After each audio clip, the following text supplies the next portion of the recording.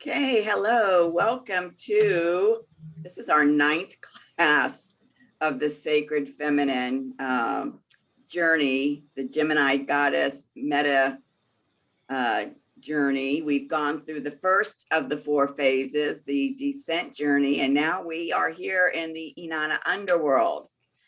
And the big event that is happening this month is the resurrection of Inanna. And that happens when Venus conjuncts the sun. We know that the sun is the source of all life. And Inanna is hanging dead on the hook for 3 days. And so that Venus conjunct sun marks her resurrection before she makes the ascent journey, which will be the 3rd of the 4 phases. So this is the 2nd phase, the Inanna Underworld. And then when she starts the ascent, that'll be the 3rd of the 4. And you see here that this event is happening depending on which coast you're located. The 25th, if you're in Pacific Standard Time, and the 26th, if you're Eastern Standard Time. And if you're not in one of those time zones, you can probably figure out which day it is for yourself. And it's going to be at almost 6 degrees of Aries, which is really pretty spectacular because we are in what's known as the Piscean season right now. A lot of luminary bodies in Pisces, and Venus and the sun in Pisces, and they will emerge or ingress into Aries and be in Aries by the time that this activation occurs. So let's take a look at our agenda. We've got once again, a jam-packed agenda. So of course, establishing that spiritual protection and opening sacred space, looking at what's going on this entire month of March in terms of the energies, looking on the broader scope in the heavens, what's happening over the course of the year. We'll do that final piece of closure around the 8th gate activation, which was the Earth Star chakra. And then we're going to do some deeper work on the Inanna Underworld. We're going to review what we covered last month on the Shamanic Death. And then a whole lot has been showing up for myself and for Maureen around this Inanna Underworld experience. And so that's bringing in this wisdom from Osiris and the flower of life, and this theme of regeneration and renewal related to the Inanna Underworld experience. And through all of that, having for me a huge whole new understanding around the grand trine aspect that we use in astrology. So we'll talk about that. Then we'll look at the aspects, and the chart and the medicine. We'll talk about the really big overriding themes of the year and when we remember the cosmic dance. We'll talk about our vision quest opportunity, when we're having our next support group, and when our April classes will be scheduled. And of course, you can ask questions at any time. So I encourage you to keep your microphones on so that you can spontaneously contribute when you're inspired to. So let's go ahead and establish our spiritual protection. You'll see here, I've kind of transitioned everybody from the armor of God to the armor of Diana. Thank you, Maureen, for your groundbreaking work.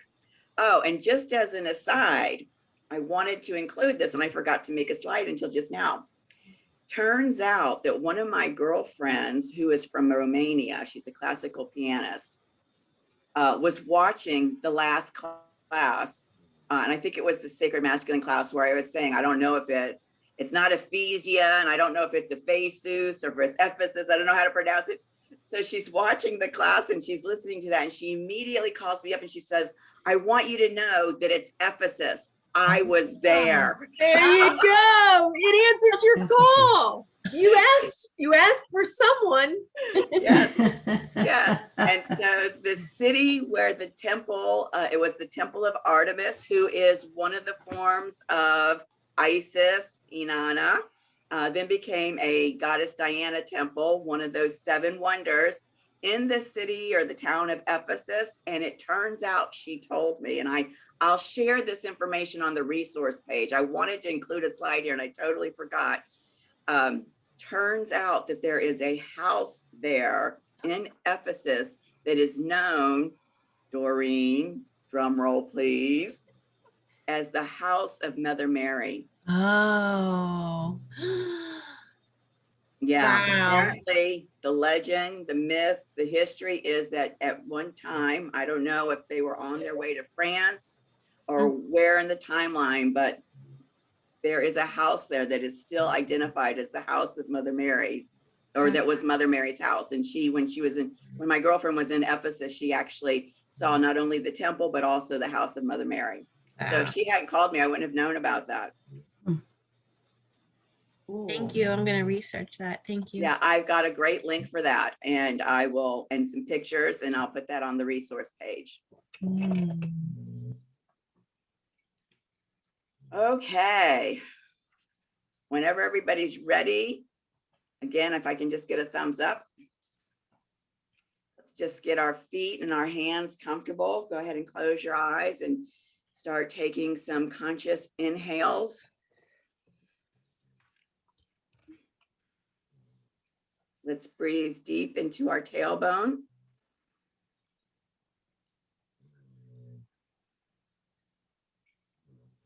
Breathing deep, deep, deep into your Earth Star chakra.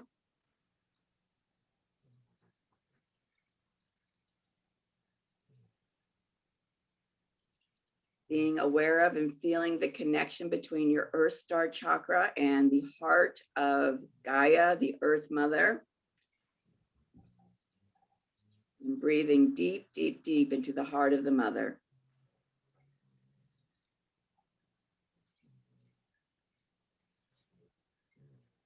And so we claim this sacred space for the work of the Sofia Christ consciousness. And we put on the full armor of the goddess Diana. We invite in our higher selves who are connected in the unified source field. And we ask that they ensure that any and all wisdom that we are ready to receive is translated for us at this time. And we seal this space with the light of the golden ray. So it is. Aho.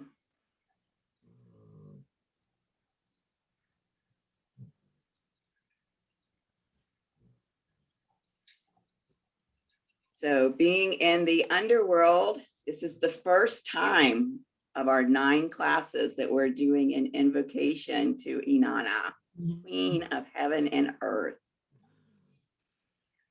And I would love, love, love, love, love for Maureen to do the invocation. I will try. I'm having a bit of a physical problem this morning.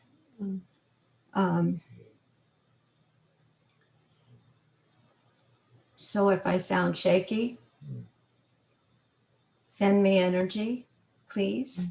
We are intending that right now. You're fully supported by us within the unified source field. And know that Leela is here too. Thank you.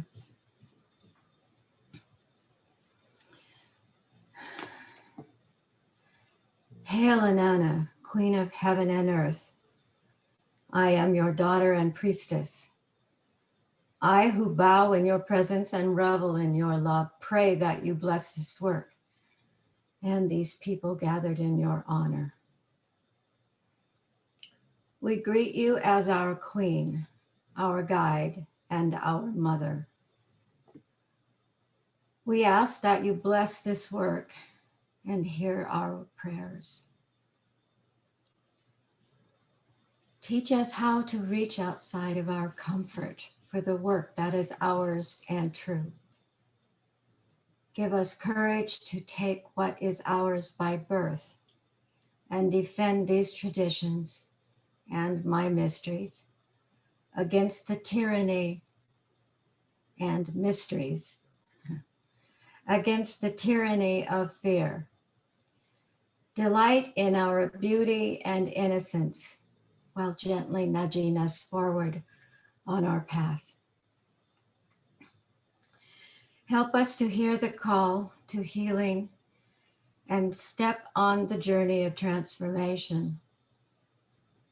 Open our hands so we can let go of what is non-essential. Hold us close when despair takes hold.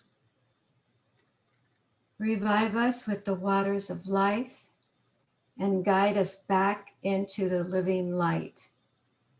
Hail, Inanna, Queen of heaven and earth. We who are your children, please protect us with your love and gratitude. Thank you. Thank you. Thank you. That's a really powerful invocation that was written by this woman, Katrina Messenger. And you can find her website here. I'll have that on the resource page. And I love this ancient image of Inanna. And of course, when we talked about the symbols of Inanna in the first class, we mentioned that those symbols are her crown, as you see here, her wings, which you have here, and the lion. She has her foot on here. Yes. And there are those shapes again that you showed me. What do you call them? Those oblong shapes that will sometimes be on Inanna. The phallus. The right? what? The phallus or the lingam. The lingam. That's right. It's found on her early ancient images often. Yeah. And we were discussing how the ancient images of Artemis, who is a Yes. representative of Inanna, just from a different culture. Remember, Inanna comes from the Sumerian culture. Yes. They are saying that in that image that she's got all of these cow teats hanging from her, and that's why she's a mother goddess. Mm-hmm. And yet both Maureen and I had seen that image independently, and we both intuited that they're not cow teats, that they're lingams. Mm-hmm. They are. And that's on early images of Diana also. And a lot of people thought they were breasts, cows, teats, whatever, in order to feed all of her children, but that's not it. And So what's the significance then of the lingams? Well, so twofold. In the Hindu tradition, the leva is associated with Shiva and the phallus that sits on a tray known as the yoni. So in the Hindu religion, that's the Shiva Shakti, right? The joining of the two, that is the source of creation. The lingam also represents as an egg, an image of an egg, the cosmic womb from which all life comes. And so, you know, you might say, well, how can that be if the lingam is associated with Shiva? This goes back to the unified field where the masculine and the feminine are in what's called hieros gamos, sacred union. How do you differentiate one from the other? Because they are two sides basically of the same coin, so to speak. And to birth is a creative force, which is possessed by both. Exactly. Exactly. Yes. And she also has what in Diana's image and armor are arrows, and those are made by a superior blacksmith of the time in the legend, and it's male. And the wings, of course, are Isis. And so she has a representative. Her helmet That's the helmet of the eagle Mm. in Diana. So Let me just move this back so you can see what yeah. No. Yeah. It's a combination of all the masculine and feminine energies of the time that were not split. They were together. Yeah. Right. Unified energy. Yes. And as I said, that word is Hieros Gamos, Hieros and Gamos, if you want to Google Hieros Gamos and do some reading on that. That's the sacred marriage. That's what Hieros Gamos translates to, sacred marriage. And of course, that is the intent that each of us create that sacred marriage within us, between our own inner masculine and our own inner feminine. And when that sacred marriage occurs, that's when this, what they call the ascension process, can then begin.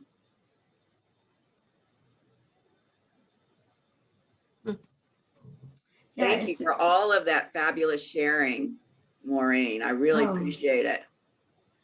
Yeah. So you see, here's another image of the sacred masculine and the sacred feminine. I love that one. Mhm. I love it. Yeah. Yeah. And the colors are so different. I mean, for one thing, she has the colors of the sun and he has the colors of the moon, which is different than we have been taught to think of them. Right. Which again is, unconsciously or subconsciously transmitting that wisdom of the unification of the two energies in Hieros Gamos. Right. They're also she's embodying the foundational chakras, the lower chakras in color, and he being the higher, Interesting. yeah. That is interesting. Yeah. Thank you for all of that awareness heightening. Yeah. So happy International Women's Day, gorgeous Gaias. Oh, and to you. Yes. I told Leela, since she's the one that's international to us, that we would celebrate her today. Canada. It's a stretch, but okay. Yeah.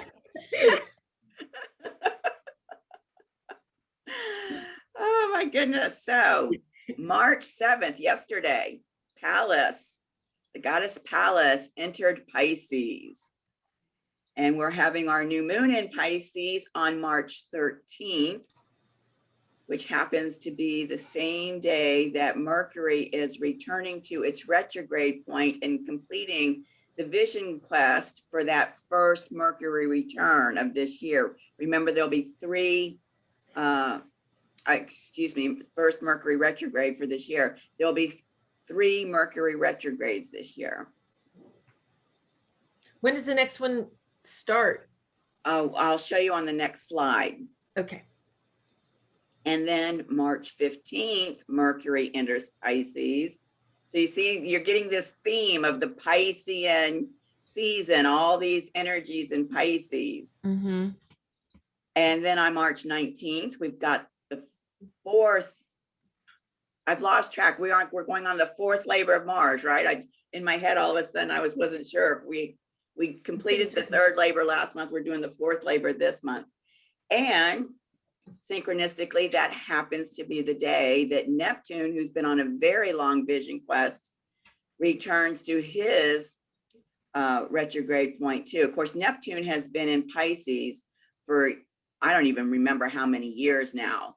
Pisces being, I think Pluto is the furthest out, and then within, is it Neptune, Uranus, how does the order go? Uranus, Neptune, Pisces?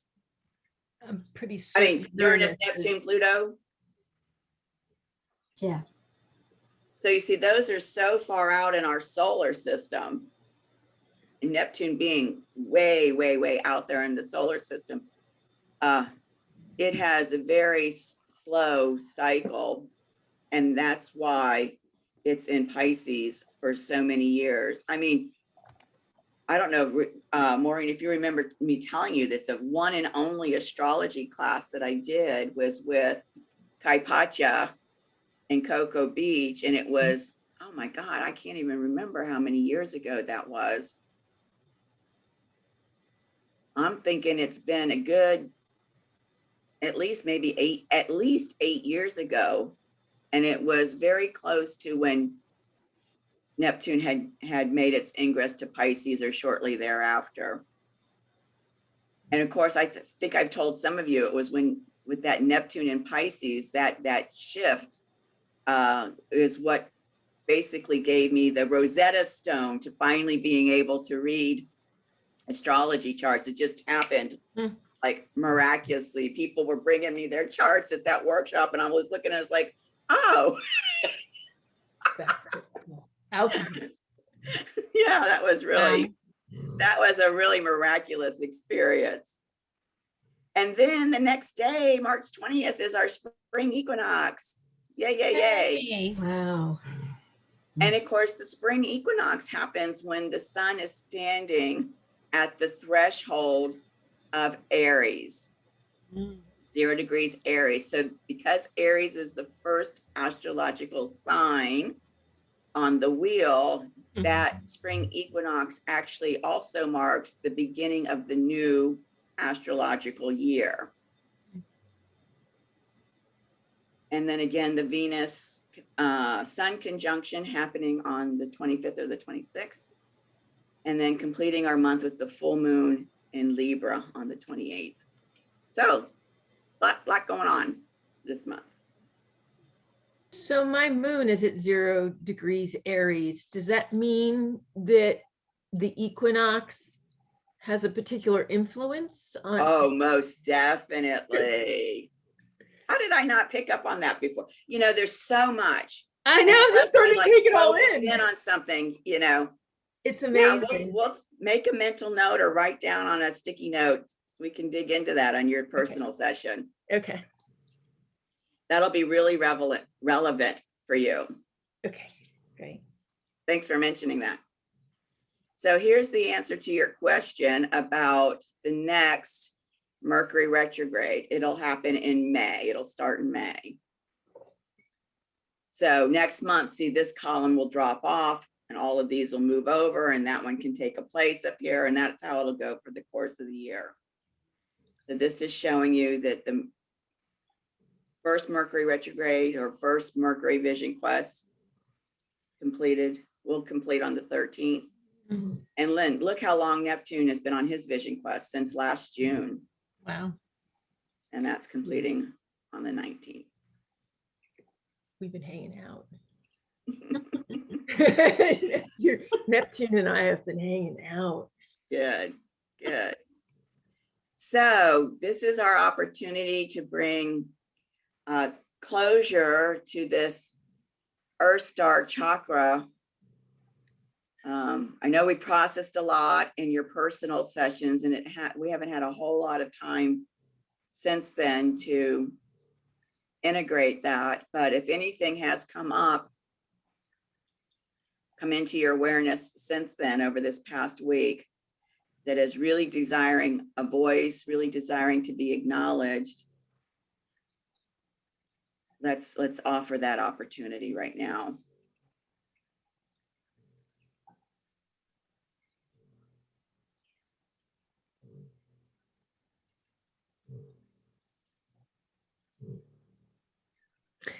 So I've had some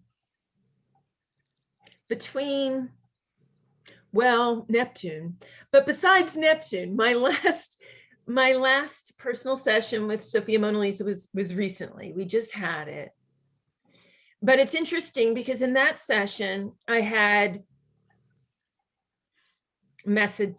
information come in from Sofia Mona Lisa in that interaction.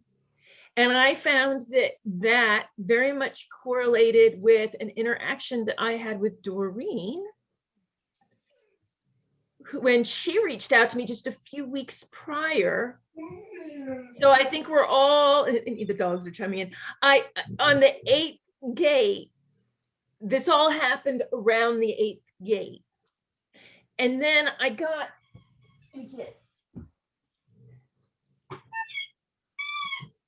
so what it related to, which I already knew that the challenges of this journey, that there'd be many, but that one of the primary challenges of this journey was going to be working on my throat chakra. The beginning part was opening the heart, right? I had done all this work physically, was done on the lower chakras, and suddenly I got to my heart and I'm like, we'll open this sucker up. Well, right after that came the throat chakra. Surprise, I guess I'm working up. And so I'm not surprised that as we went through the 8th gate, this is the chakra that keeps coming of interest. And it came in my conversation with Sofia Mona Lisa. It came in my conversation with Doreen just a few weeks prior. So before the gate, and then right after the gate, surrounding the gate. And then I got this. I get the universe likes to give me tangible messages because I apparently require them to have faith. And so I get a lot of them. Scientist that I am, I require lots of divine intervention. I get it. So I ordered incense because a bunch of things occurred to me. Well, I learned that I needed to protect my space, that I needed to be more mindful of ritual, especially going into the underworld, because it occurred to me that whereas I might not have ill energy towards other people, it doesn't mean that others don't towards me. And it doesn't mean that I'm not susceptible, even though I'm physically moved and I'm, put up, a barrier. But the best thing to do maybe is to create this sacred space, bring the barriers down, create this sacred space, work on the communication. And I feel like that's what I'm supposed to be doing during this honeymoon phase in the underworld that I'm going through, and with self. And I got incense as part of that because I've got my earth, I got my air, I got my corners, I got my compass out.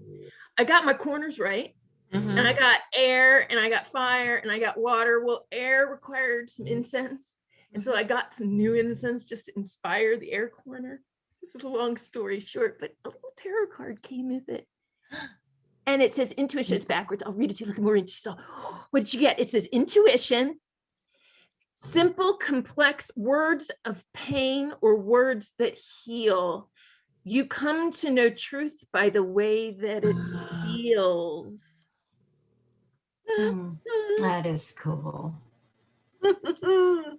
Yeah. So there's that, which is a huge piece. Yeah. And then the other thing that I'm working on with, and it's interesting that it came in this card because I ordered incense. I didn't order cards, but I did order cards. But these people don't know that I ordered cards, and I ordered cards because I've started to do work with them. I started to observe some methods of others. And I've been renewed sense in this space of something that used to be interesting to me when I was youthful, and well, I'm still youthful, but when I was chronologically younger. And I have discovered this great space for looking for the cracks, because that's the Scorpio thing. And so while I'm in my underworld looking for my cracks, the dark places that I can heal with the light. Maureen's excited. Maureen, I almost got a Raven deck. I thought of you so close. It's there in the saved maybe later to add. Because they're speaking to me too. In fact, Maureen, I was thinking about you a lot, because tell me, does this look a little like a bird head? Got a beak. Oh yeah, I see Right? that. Yes. See that? Beautiful. Well, I gotta tell you, my natal chart looks like this. Wow. It looks like this, no lie. It looks like this, and then it's got like this line, this energy shooting from up here to down here, like from the higher brain to the mouth to the tongue. Right? And if that's not my life's journey, I don't know what is. So, it's really cool because when I watch you, I see such a Scorpio ecstatic expression of joy, and I've been trying to find that myself with my Scorpio, and I love watching it. It's really a great experience for me. So thank you for sharing that.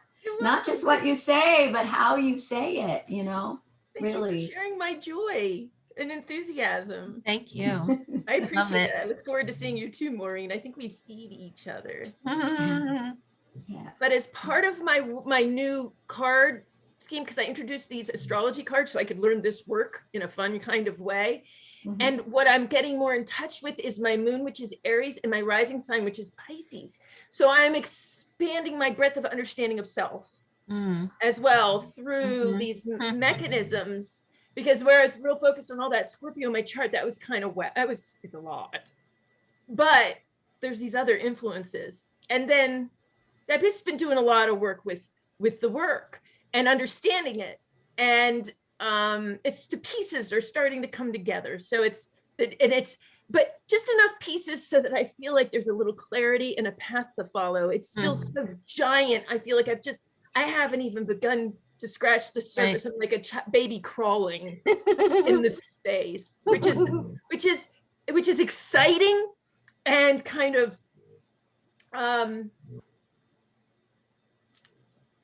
what's the word I'm looking for? It's not a negative, but it's the unknown. It's what comes with the unknown, which I kind of enjoy, but Yeah. different kind of energy. Hi, Leela, welcome. Yes, hi, Leela. So I'm just going to take this opportunity to remind all of you that what Carrie's describing there, it's the eternal journey. You never get it done. It's a continuing, infinite, eternal unfolding. Learning more and more about yourself, expanding more and more into the greatness of who you are. So that's really spectacular. Actually, Carrie texted me, sent me that image. And so, and it was really very synchronistic. I'll put the image of that card on the resource page for us. Yeah. So how about anybody else? Thank you, Carrie. Thank you for sharing all of that. Does anybody else have any final words that they'd like to speak around their 8th gate chakra activation?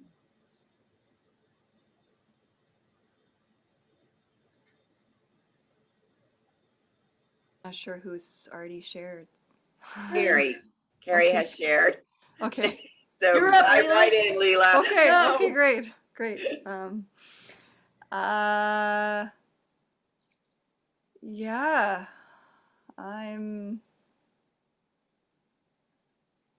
I don't know. I feel really good. I feel really expanded. I feel like there's a lot of clarity coming through, and I don't know if I can say that it's the underworld or not. But it's been just really, I feel like I've been in a really strong liminal space where I've just felt so expansive and also really grounded at the same time. And a lot of really beautiful sort of synchronicities and opportunities and things have been coming to me I've really been noticing that when I'm really clear about what I'm calling in, then I can magnetize that to me. That's what I've been really noticing. And so it's been kind of just getting in that practice every day of, what am I calling into my life? What is that? And a lot of it for me is around feeling. It's a feeling state. It's not so much material things or some sort of idea that I know what the future is going to bring. I think there's aspects of that, but really so much of what I'm calling into my life is based on a feeling state. How do I want to feel? Because when I'm in that state, whatever's coming, I will know that that is in alignment, because it's, beyond this sort of like, when I get this thing, I'm going to feel good, or, like this old way of looking at the unfolding of life instead of this, when I feel this like excitement and joy in my body, that I know that it's in alignment, so it's really trusting in that. And it feels like a really powerful way to be navigating from. And yeah, I just feel through this past 8 months, I really feel stripped away. I feel like I've stripped away so many parts of myself, and I really love what you just shared, Sofia, Mona Lisa, about just that it's an ongoing journey and giving myself permission to not have to be healed to be fixed, to change, to be different. You know what I mean? It's just this like, okay, it's heightened awareness. It's Yes. becoming more connected to the truth of who I am at a soul level. It's being able to navigate from that place and see the little quirks, to see the shadow, to see all of the parts, and find it into a place of integration and wholeness, instead of this place of that needs to be different. You know, what's wrong with me? You know, like all these old like voices, and becoming really aware of the conditioning, of the patterns, of these ways of being that are kind of fighting with the truth of what I'm really moving forward into this life, right? And so it's, Right. yeah, it just feels that in this place of expansion, that there's the awareness is really expanded. And so I really feel that right now, and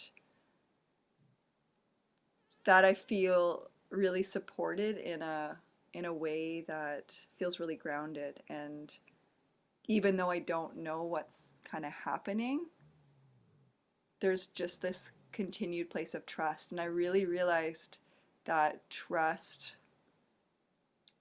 you know, if you'd asked me like a year ago if I was somebody who was trusting, I've said yes.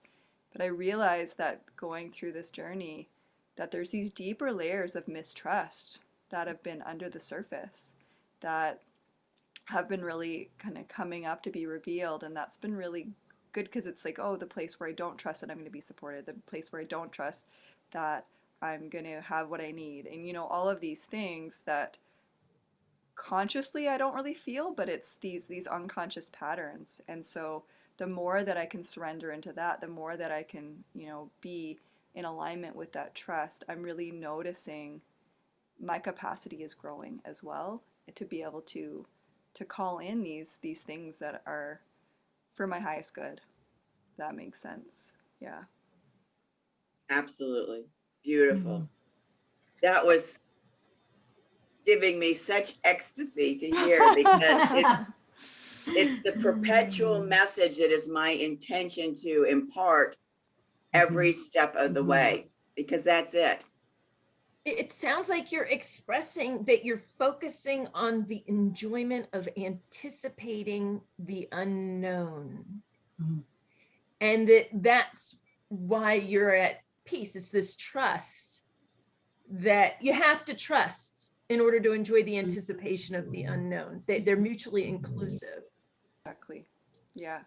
And that's, yeah, I think you've described I think I'm experiencing something very similar, and that's how I'm relating to it.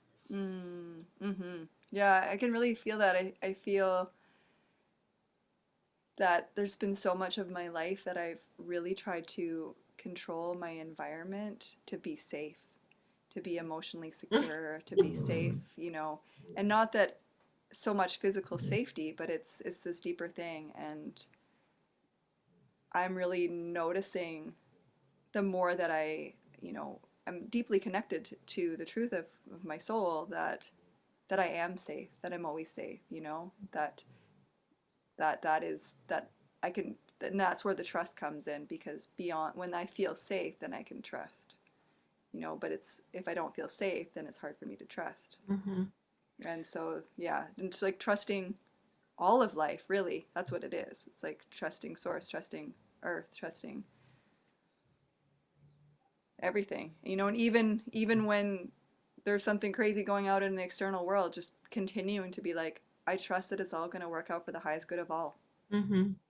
Mm-hmm. You know. And I'm just like, and before there was this, maybe this like, oh, you're just eternal optimistic, and oh, you're, you know, you're not rooted in reality, or whatever those like voices are. And I'm like, they're not my voices. Mm-hmm. This is like society and all this stuff. Like, that's not my truth, and that's not what I believe. So it's just like letting those go and just being like, no, I'm here for the highest good of all. I'm here for, you know, this next leap into what we're creating, co-creating together. I'm like, that's what I'm here for. And I'm like standing in it, sovereign and unified at the same time. Exactly. And the truth of the matter is that everybody on the planet is here with exactly that same mission, whether they know it or not. And when they come into that awareness, that's when they reclaim their sovereignty. Mhm. And So Sophia, if I know- Mona Lisa, we were talking about what Black Moon Lilith, right? And kind of standing in that sovereignty and that space. So yeah. Mhm. Yeah. You know, I haven't shared this with I don't believe any of you except for perhaps Maureen, but my guru is Sathya Sai Baba. I don't know if you know who Sathya Sai Baba is. It's not important. Anyhow, one of his sayings, which I love, which relates to this, is he would always say, "Love my uncertainty." Mm. And so whenever things would get to a place where I would be like, I would just remind myself, love my uncertainty, love the uncertainty. That's a good one, because ego wants to know so much. Oh, right. Mhm. But when you stop entertaining it, it is very freeing. When you Yes. start to recognize what's yours to know and what isn't yours to know. Yeah. Unfortunately, not everybody practices that, so it can be perceived as a lack of interest. Mm. But you know, really, people will share, hopefully, what they intend to. And on that part, I hope, Leela, I'm wondering if you could share with me, because I share with you from what you've expressed, when it comes to this anticipatory space of the unknown, I suspect that we all have our own things that we go into the underworld with, our own kryptonite, so to speak, that we go in, that we take with us. Yours, much like mine, seems very based on safety. And I don't know that everybody is. I look through the world through that lens. So in the past, I've assumed it, but I'm starting to wonder, because as I look at my chart, I get back to the astrology, it's what we're here for. And when I look at my chart and I look at that beak and those 2 points, and they, interestingly, they point to the first and second houses. And I believe that safety is achieved, or not, initially in those houses, in that space. And so I wonder, in your chart, if you also have activity in the first and second houses that might align with a safety. Just wondering if these, because information is so helpful, and that's why coming together and going through this process knowingly, I suspect we are all suffering less by being together and knowingly going through this journey. It can victimize you if you don't know you're on one. It can be quite frightening to start it, stop it, and not realize you're still on it. I suspect, or to never know. I mean, we're going through this all the time. It just happens. We're consciously going through this in partnership with each other. And so there's a lot of support. But I'm wondering if, as we communicate to the broader audience, and we think about how to share what we learn with others, I do wonder, Leela, if our safety, if there's something in our charts that's similar, and Sofia, Mona Lisa, you would be in a good position to maybe see where we might have gone into this underworld with some similar baggage, so to speak. Well, I have three.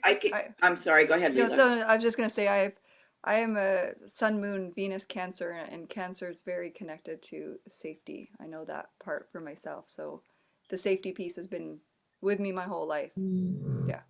And just to piggyback on that, because that's basically where I was going to, is that in astrology, Cancer is the sign that has to do with safety and vulnerability. And so in the basic astrological wheel, the fourth house is the house of Cancer. So depending on what's going on in the fourth house, and also you can look at the house where Cancer is in your chart. So that'll give you some clues. There are also some other planetary influence, but to just keep it nice and simple, as Leela said, the energies of Cancer are all about feeling safe, feeling supported, emotionally supported, specifically allowing yourself to be in that sacred container where you can allow yourself to be vulnerable. And so, which is good, because remember, everything in this dimension is a polarity. There's a way where you can feel vulnerable and it doesn't feel good. And there's a way you can allow yourself to be vulnerable and it feels really good. I have virtually no Cancer in my chart. Well, so then on top of that is, because the ruler of Cancer is the moon, if you don't have any luminary bodies in your fourth house or where Cancer is, then you can always look to where the moon is and what aspects are going on with the moon. I also have my North Node and my Uranus in the fourth house. My moon is in my first house. It's my ascendant. It's my ascendant as well. Which is probably why you made the correlation between there's something going on with the first and possibly second house about my Yes. safety. So you see, Carrie, you're tapping into it and you don't even know why. Explains it. Well, I'm trying to connect the dots, and the more I try and fail, the quicker I learn, the more I'll get it. But it's a good question. It's a really good question to ask. My learning process. Yeah. I have my moon in Cancer.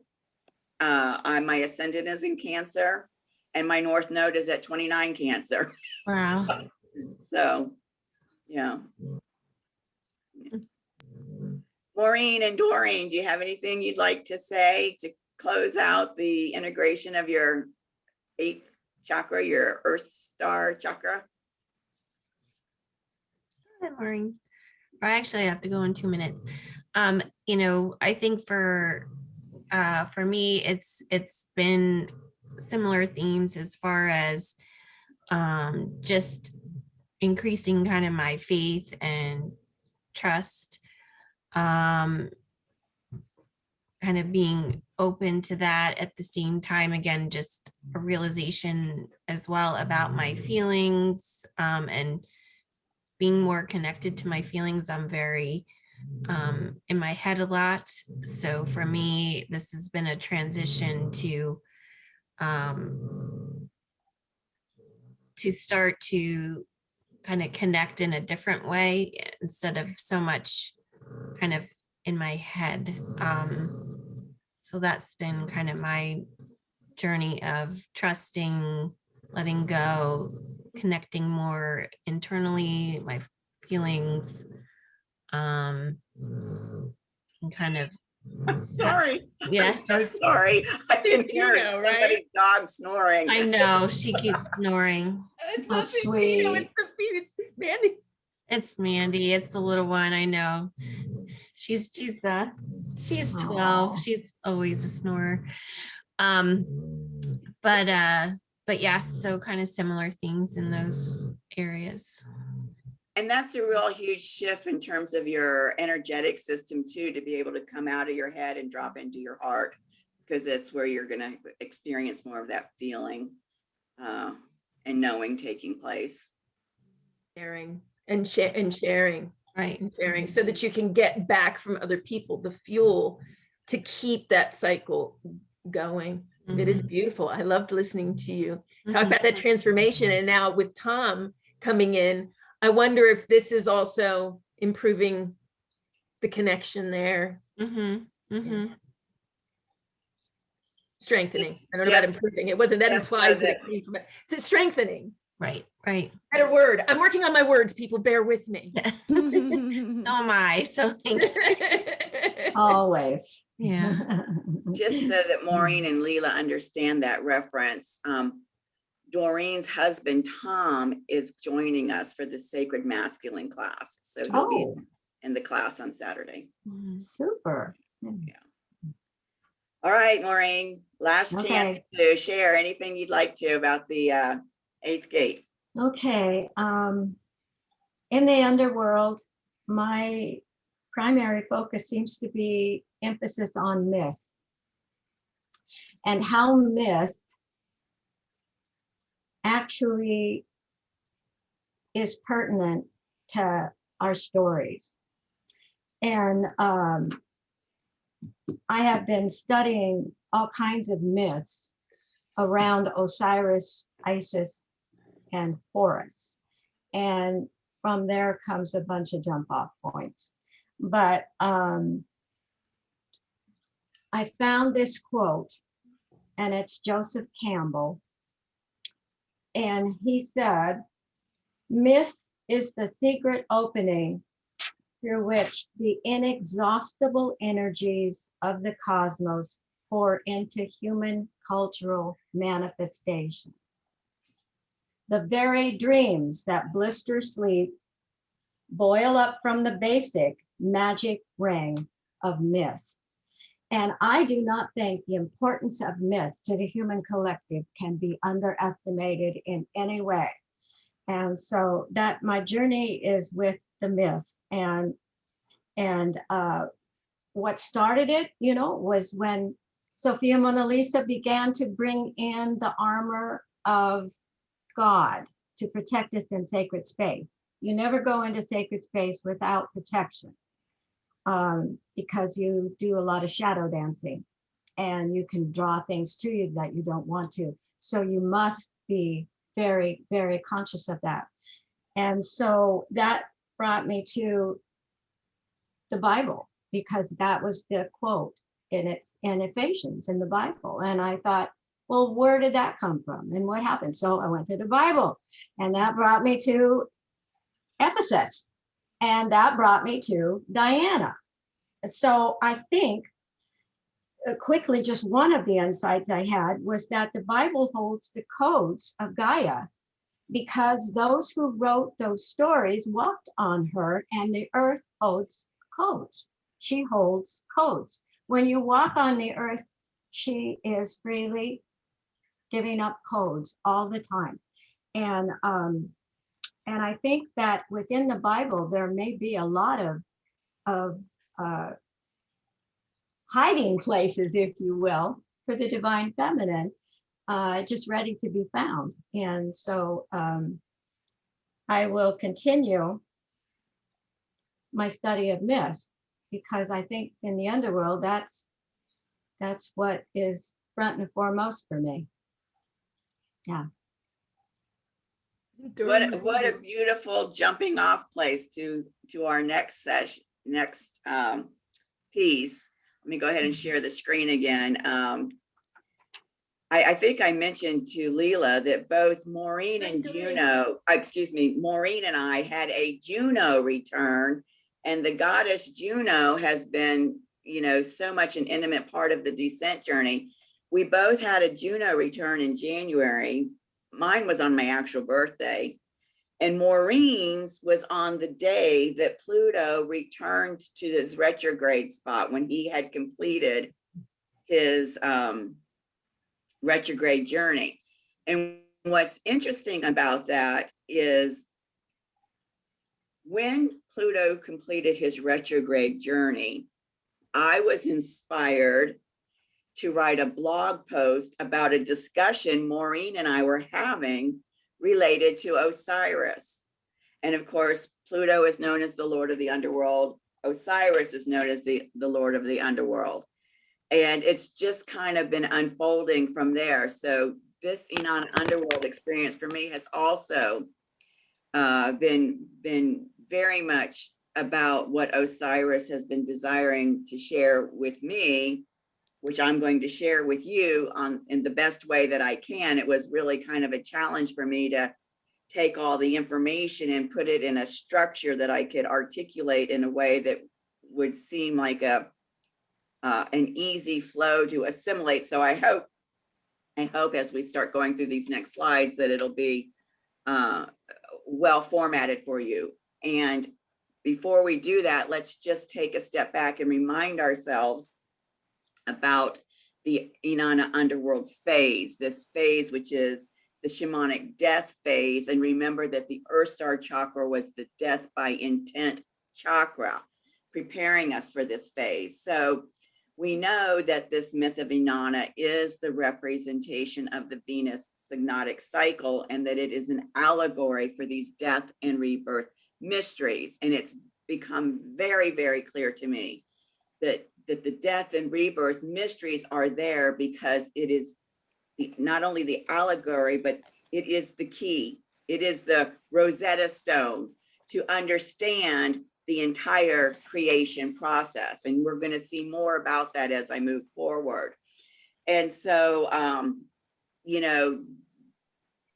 by having these by going through these underworld experiences, whether it's twice that it happens with the Venus Synodic Cycle as the Inanna Underworld and the Metamorphic Underworld, or when it happens with the Mars Synodic Cycle when he goes into the underworld. It's all about developing more and more mastery about, yes, the death and rebirth mysteries, but ultimately the creative process. And so just want to point out the framework around this phase, this new phase, this second phase of the Venus Synodic Cycle that we're in. So we know that last month Venus descended into the Inanna Underworld on the 13th, and we know that that is signal in the sky when Venus comes to that 10-degree orb or window of the sun. And as she comes into the 10 degrees, she conjuncts with the sun and she goes out 10 degrees. That's the whole process for this phase. And it became very, very clear. And I don't know that I have heard anybody use these specific words around this concept, but it became very, very clear, as I mentioned earlier at the beginning, that this Venus conjunct Sun event, which is the big event in both of the underworld experiences, the Inanna Underworld and the Metamorphic Underworld, which is the fourth phase, the Venus conjunct Sun is the event. And that event is different in both cases. In this particular case, it's very clear to me that that is the resurrection of Inanna. We know that the sun is the source of life. We know from the myth that Ereshkigal kills her sister Inanna and hangs her on the hook, and she's there hanging on the hook for 3 days dead, and that this astrological event is the resurrection point of Inanna. So that's happening, as I said, at the end of this month. Then in May, so we're still going to be in the underworld through April.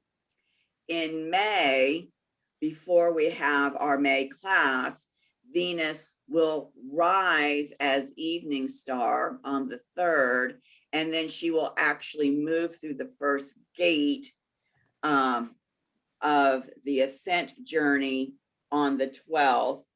And that will be, I'm just pulling up my calendar here. That will be 2 days after we have that first class of the ascent journey. So that's the framework of this Inanna Underworld phase that we're working within. Just to review all of that. All right, so this is what happened for me. As I said, going back to, it all started for me with the completion of that Pluto retrograde cycle, that Pluto vision quest that happened towards the end of January, the day that Maureen had her Juno return. And so from our conversations, I wrote this blog post. That's the title of it. I'll put the link to it on the resource page. And at this time, I had talked to Maureen about the fact that, you know, while we were in France, September 2019, during this exact phase, the Inanna Underworld phase, we had visited the seat of Isis. And for whatever reason, our guide had not taken us further up the mountain to visit the seat of Osiris. And that I felt that we needed to visit that seat for another attunement. And we orchestrated, as you can see here, a journey to the seat of Osiris through a guided meditation with our group.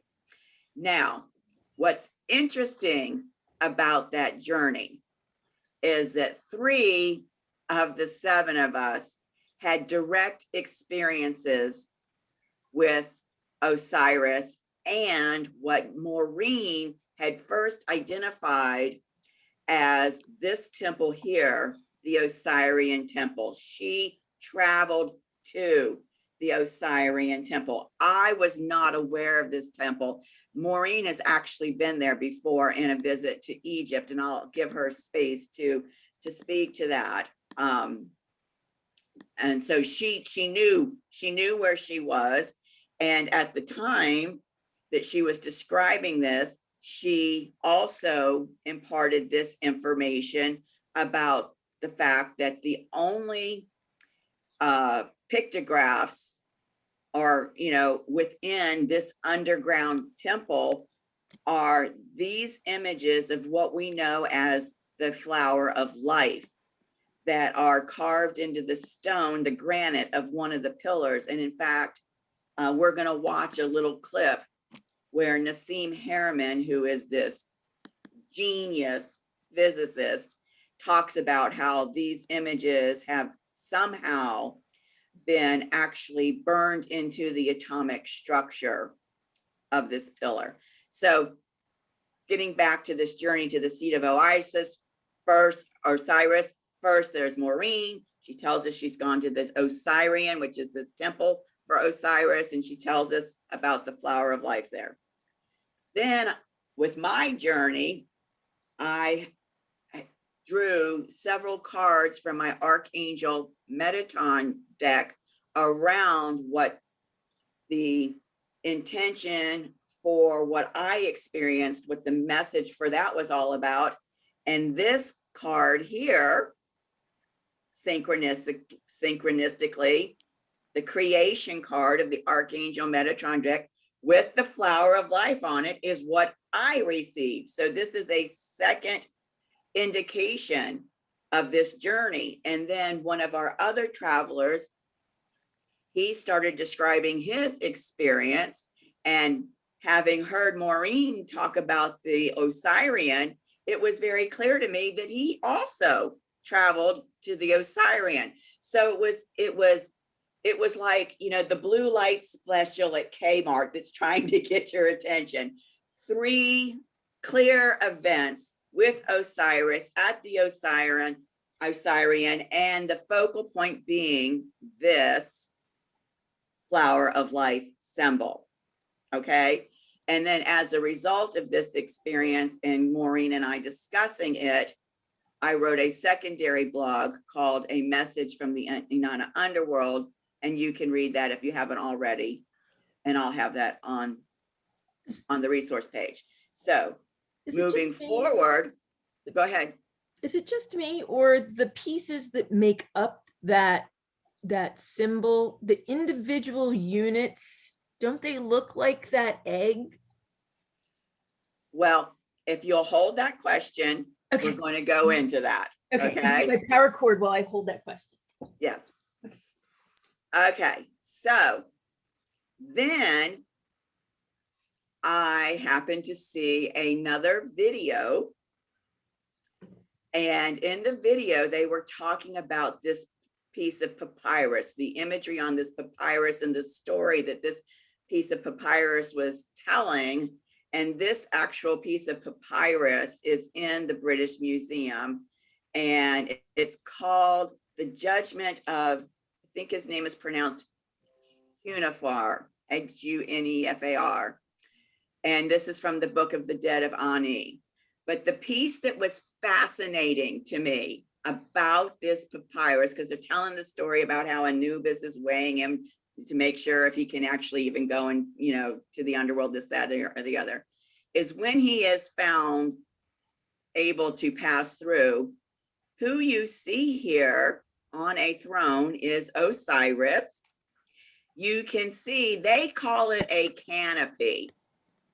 They call this a canopy, but I interpret this as the Osirian, the temple of Osiris. This looks like a temple for me, and I believe that that's the purpose of the temple of the Osirian. And who is standing behind Osiris? His wife, Isis, who is, by the way, his sister. And who is Isis's sister? Nephthys. I don't know how to pronounce this, but we know that Isis is actually Inanna. And so who is this sister? It became clear. She's Ereshkigal. Here's Osiris in the Osirian with Inanna, Ereshkigal, Isis, Nephthys standing behind him. So this was like another step in, okay, what is this leading to? So having made that connection, then I am going to pause the record so that I can play this video because I don't want to get a strike on Copyright. YouTube. So Mhm. let me pause the recording. And the link is here. Anybody watching this can go back and find that recording. So I'm going to pause. All right, so these are the the numerous takeaways that I took from this. There's a lot packed into those 2 minutes.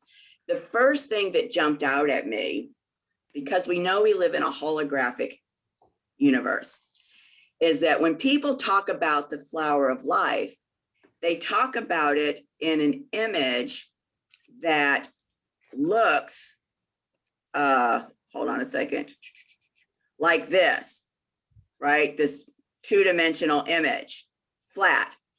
The fact that Nassim said, we're living in a three-dimensional world, that is a code, that is a 3D code. Let me look at it in 3D. That was like a huge paradigm shift for me in these ways. One, notice when he's talking about the vector equilibrium, that he has 12 lines that are stabilizing that force. To me, that immediately related to the astrological wheel with its 12 houses. If you turn that into a sphere, right, a 3D imagery, it's exactly what he's talking about here. And unlike this image at the Osirian, where it's this two-dimensional form, we see the flower of life in its three-dimensional form here at the, it's called the Forbidden City. It's a temple in the Forbidden City in China. They have the sphere, which is the flower of life.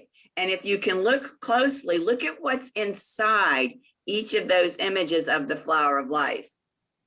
Oh. It's a rose. And we know that the rose represents Venus and the sacred feminine and the Isis mysteries. So this was a huge connection here. Ahas all over the place. This symbol is the energetic force field that is the Rosetta Stone for the creation process. And so I'm just going to bring this down and show you here. I took some pictures of some slides from that film where you can see how they are taking these images of what they call a pyramid. Well, this pyramid really, it's a tetrahedron. When you have one on top of the other merged, you see the Star of David. Remember in our 4th class, we had the Star of David show up as an aspect in the sky at that time. But at the time, I'm thinking it as of this two-dimensional picture of the Star of David. But if you expand it into its 3D-dimensional reality, you get to see that it is a part of this flower of life. The same class, we had an aspect for the sacred masculine. Remember, that looked like the tree of life. And in the 2D drawing of the tree of life, you have these circles that are supposed to be the different areas of seraphim that you, or whatever they call them, that you study.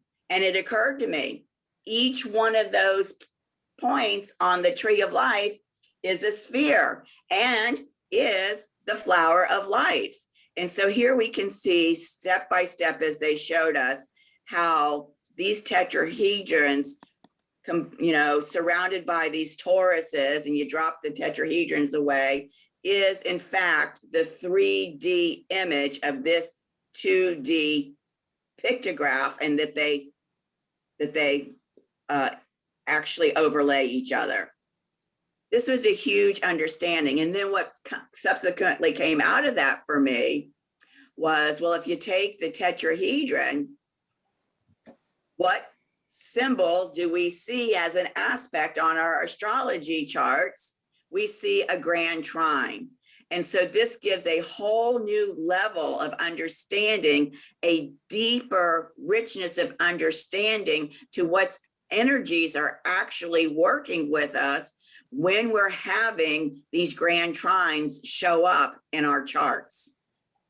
So I just wanted to show you this whole path of unfolding that's happened for me around this Osiris wisdom that's coming in for me during this Inanna Underworld, and knowing that what's happening is that the myth is really referring to the flower of life. And let me show you how it's referring to that.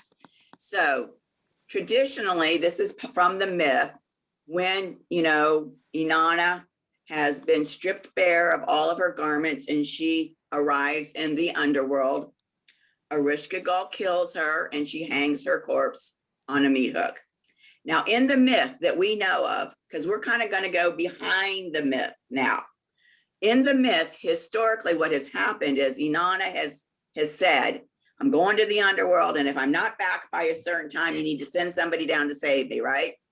So what happens is she doesn't return when she's supposed to, and Ninshubar, which is her husband, is that correct, Maureen? Did I remember that correctly?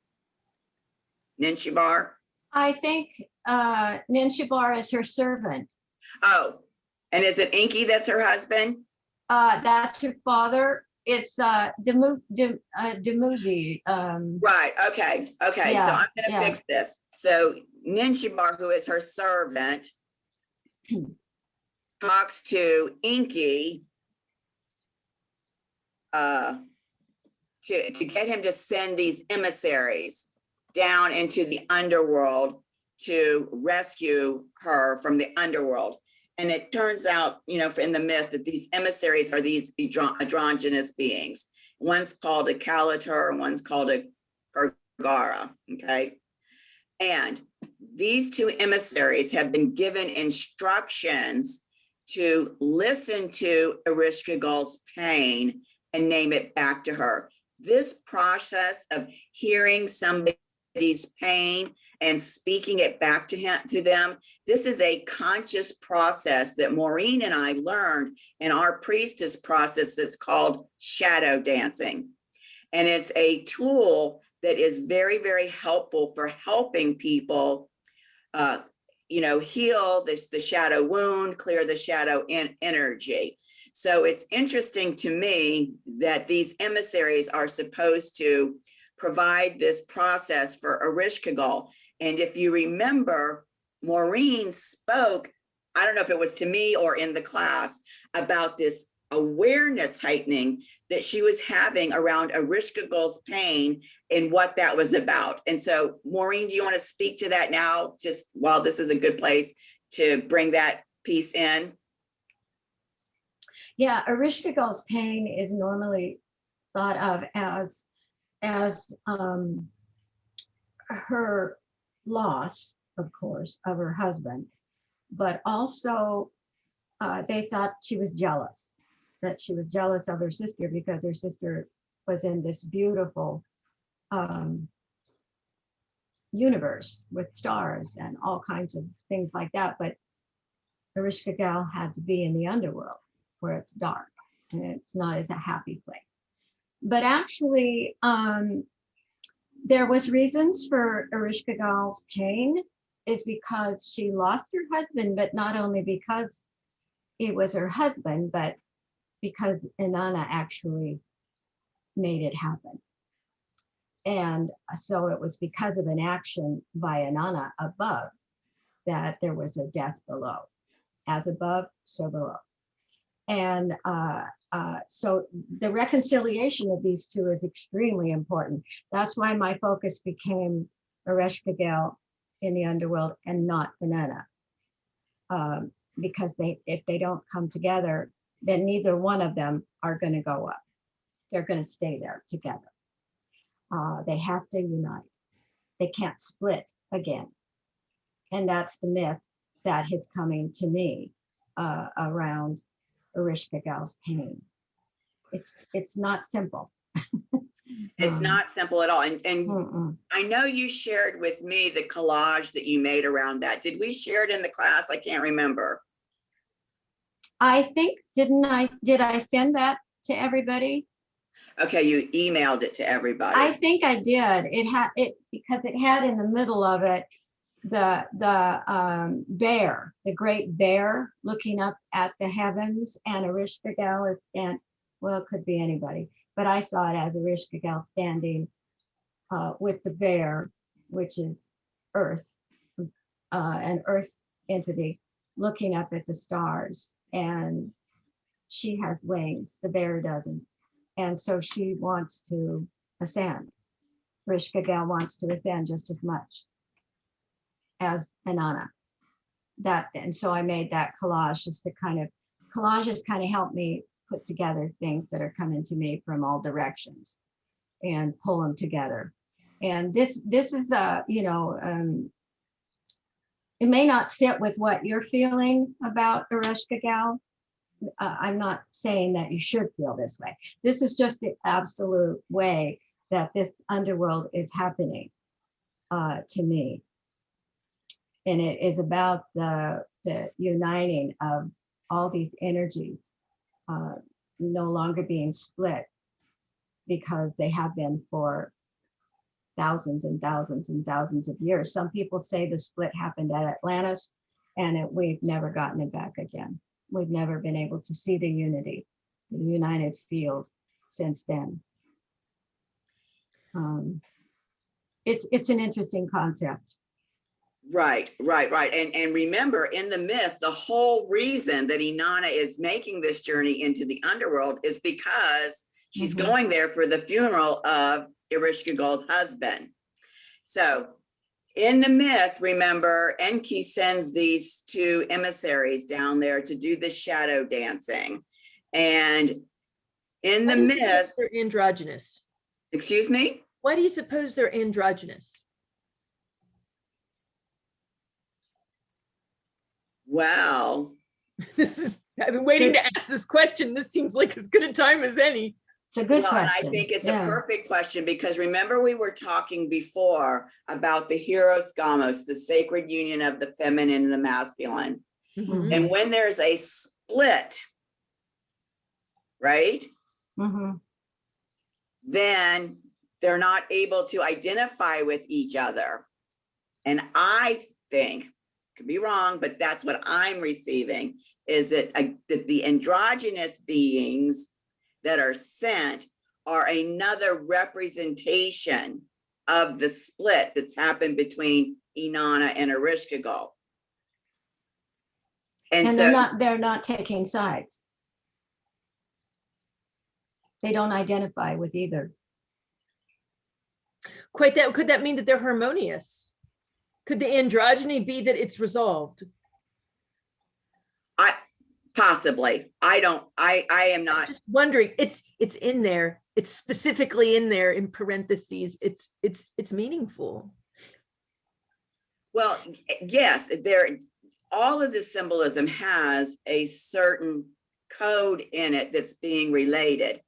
For me, because you did ask me, for me, it's just a representation of this split that has happened. And so, historically, it's those emissaries that go down there to do the shadow dancing. What's been very clear to me through what I'm processing, and we've said this from the beginning, that this Inanna Underworld journey through this Gemini rainbow goddess experience is going to be unlike any other underworld experience. And I said it in one of the classes where on the ascent journey, she's not receiving back the garments that she surrendered as she has in the past, that she's getting brand new garments this time around. So for me, this time around, instead of the emissaries going into the underworld, it is Osiris, who is the Lord of the underworld, who is the wise and compassionate leader, as a representative of the sacred masculine that is going into the underworld to witness, to shadow dance with Ereshkigal. And it's through the shadow dancing that she is healed. And in her gratitude, she surrenders Inanna's body to Osiris. And Inanna's body is revived with the water and food of life. This phrase here, water and food of life, this jumped out at me as this is the flower of life that they're talking about when they use that phrase, water and food of life. And isn't it interesting? And I didn't say anything at the time, but when we go back up here to this invocation of Inanna, this woman, whether consciously or subconsciously, even says, revive us with the waters of life. To me, this is referring to the flower of life and the potent energy of the flower of life, which is the Rosetta Stone for the creative process. So then, this is how Inanna becomes resurrected. And of course, we're seeing that in the sky as the Venus-Sun conjunction. And in the myth, historically, Inanna begins her departure from the underworld and she ascends back through the 7 gates, collecting the vestments that she had surrendered, which is supposed to symbolize her renewal and rebirth. But this time she's not collecting the vestments she surrendered. She's receiving new vestments. And I said that the reason I am identifying these new vestments is because the ascension now for each of us is about ascending more, expanding more into our multi-dimensional selves, that we are bringing more fully into our sacred vessels. And not only is she ascending, but she's not ascending alone. She is ascending with her sister Ereshkigal. The wound that split them has become healed, and now they've become unified again. And this is why Ereshkigal is able to now finally ascend from the underworld with Inanna.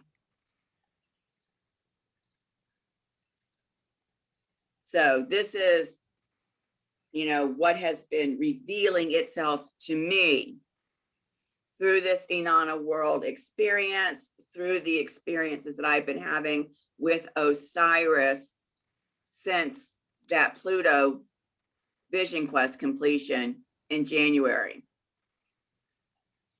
What about you, Maureen? Because I know you've put in a lot of pieces regarding this as well. And it's been very synchronistic in terms of the way that Maureen and I have been getting these pieces and how these pieces have been fitting together for us. Now, you may be experiencing this completely different, and I honor however you're experiencing it. I'm just offering for you in terms of this, knowing that this journey is about ascending into our multidimensional selves, how that is being facilitated by this shift at this phase of the cycle.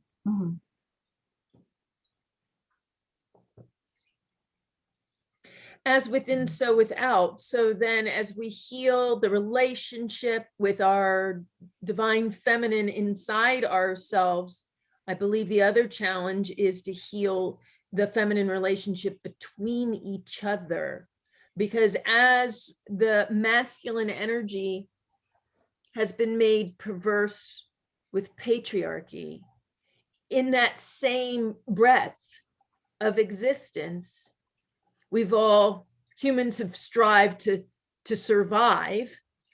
And in that, I believe that the relationships between women have been harmed as well. Oh, yeah. And so I think that this journey is about the internal journey, the healing, the inner feminine, so that we can heal the external, the divine feminine between and amongst us. Yes.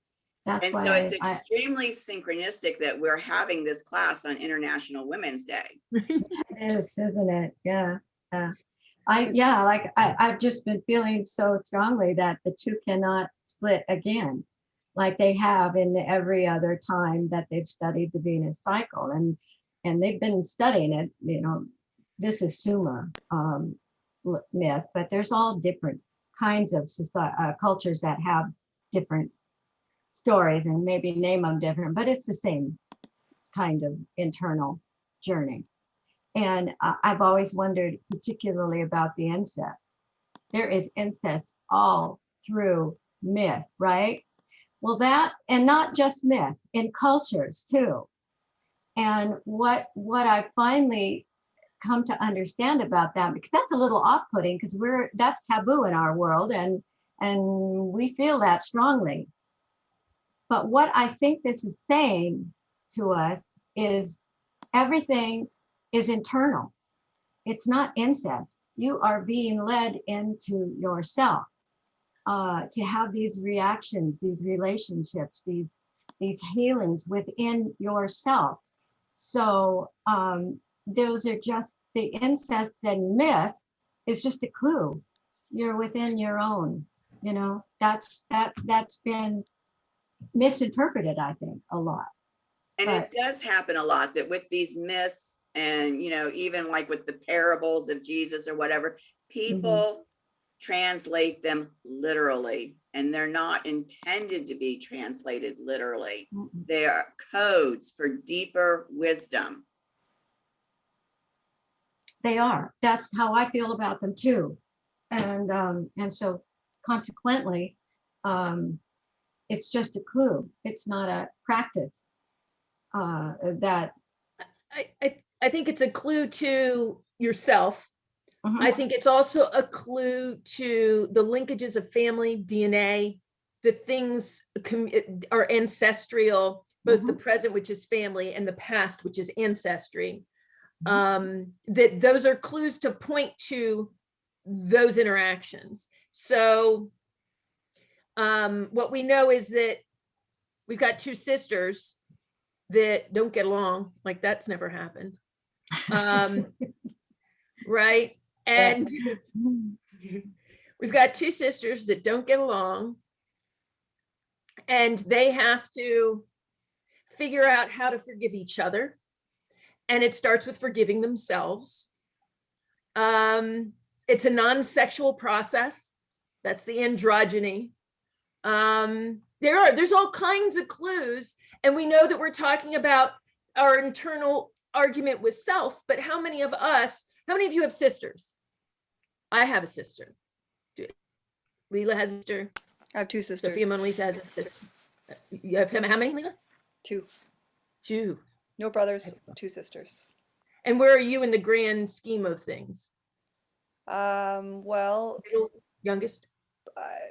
I'm kind of oldest and middle at the same time, because I have a sister who has a different mom than I do. So I'm Gotcha. middle for my dad and oldest for my mom. But I'm definitely like a middle child. But you like to see? Oh, so that's okay. And how about you, Sofia Mona Lisa? Are you the youngest or the oldest? I am the eldest, and I did say, I think in the last class, that my sister has throughout our lives, because she's close to me in age, we're only 2.5 years apart, has perpetually played the role of Arishka Gall for me. Me too, but it's my older sister. So I'm the youngest, you're the oldest, Leela's the middle. We got the three pigs covered. We got it all covered in terms of where you end up in your birth order. And so we talk a lot, we focus a lot on the spiritual things. And I think that is the primary purpose of things. But we're also walking we're walking on this earth in this lifetime, having this lifetime experience. And my understanding from what I'm gathering is that your rising sign is the one that kind of drives how your higher self interacts with the 3D world. Is that, I'm reaching out for any corrections as I'm learning what's going on, but through this understanding that I think that I've got in terms of, there still is the challenge of how we relate to the 3D world. And I believe that these clues, Maureen, are part of that too. So when you see incest, I think it's in. So definitely look in, but it's also indicating family, which might have something to do with lessons learned along the path, challenges unveiled along the path, the things that we have in memory and experience that allow us to integrate newness and unveil dark cracks and shed light. That's what they're pointing to as well. Could very well be. And for me, Yeah. it's very clear that, you know, and Isis and Ereshkigal are not the first to represent this split. Pallas Athena is another one that represents this split. That this split within the feminine is the root cause of that is a patriarchal wound. Yep. And that's why it is significant in this version that I'm offering you. It is important for Osiris as a representative of the sacred masculine to come down and help heal this wound, because the split didn't happen from the sacred masculine. It happened from the masculine energy that was perverted. And so that's why it's significant for the purity of the sacred masculine to facilitate the healing of the split of the wound. I think it forced women into competition instead of collaboration. And I think we've been looking at that for the entire age that we were just in. So when we look at all this lore, when we look at all these legends and myths, and I'm with you, Maureen, I've got a few I can't wait to share in our next session that I've unfolded that I think you'll find of interest. But all these different pieces, shoot, I lost where I was going with it. Hang on. I lost it. Anybody want to help? I'm not a mind reader. Pick me up where I was going. No. Oh, I thought I dropped enough clues. No, maybe it'll come back to me. Shoot. I raced off into something else in my brain and it happens. That happens to me too. Yeah, Oh, yeah. so I should take notes. The lore. Oh, the lore. What we're all experiencing, all of the written, everything that's written in languages we could possibly understand in this room happened in this prior age, which means that all these myths, all of them, they're from this last age. And this new age, it's a dawning. We need to honor the myths. We need to learn and grow from them, but we might need new ones.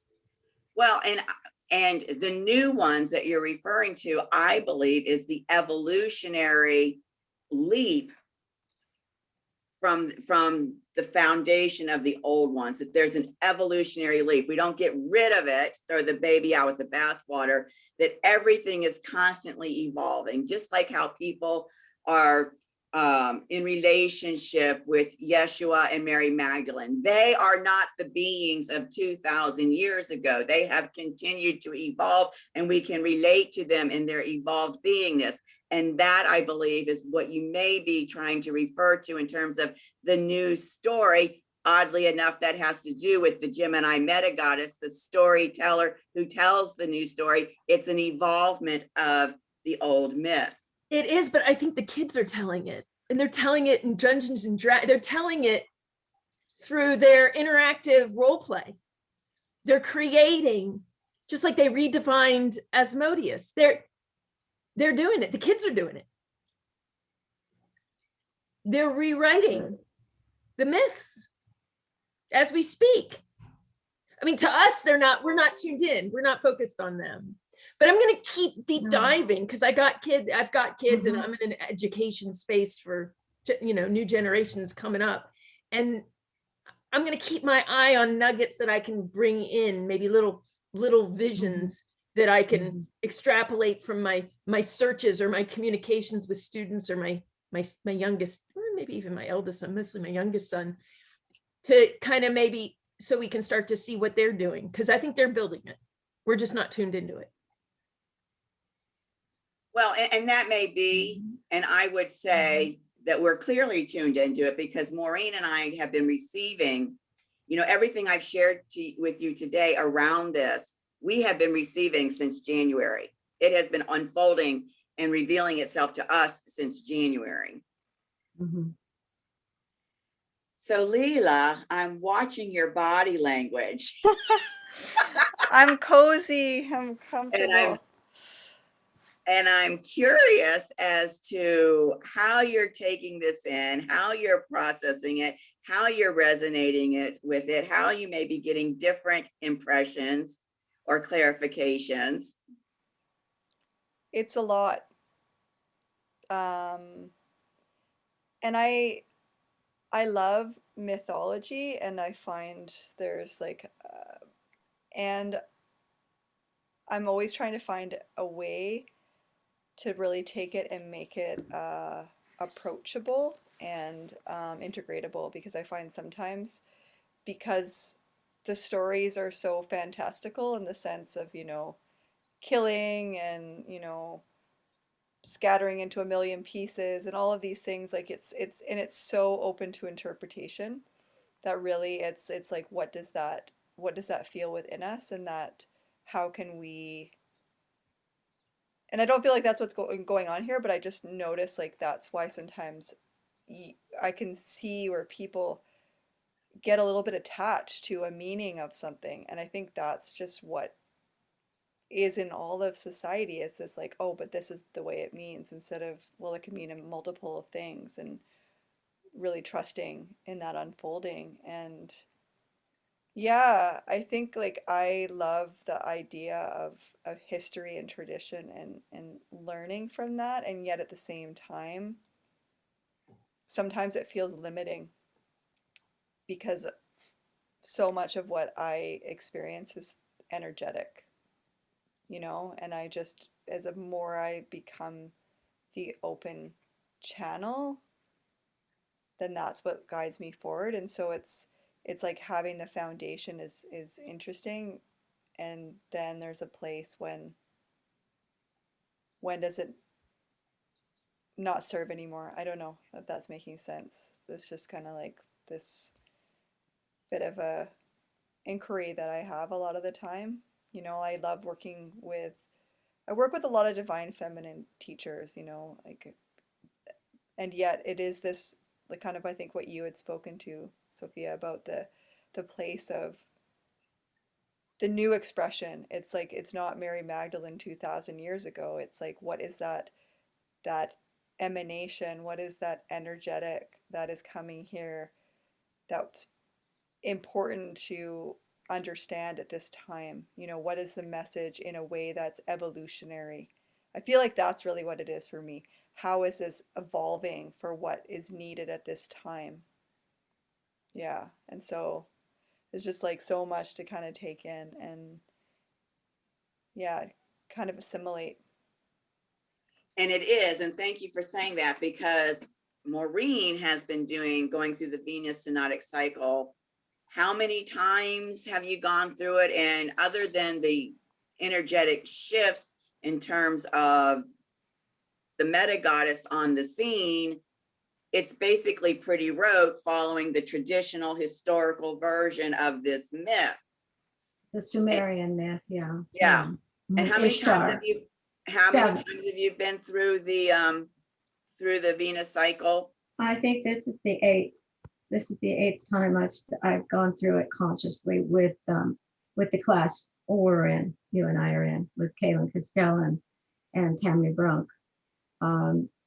They started it and they've developed it, and it's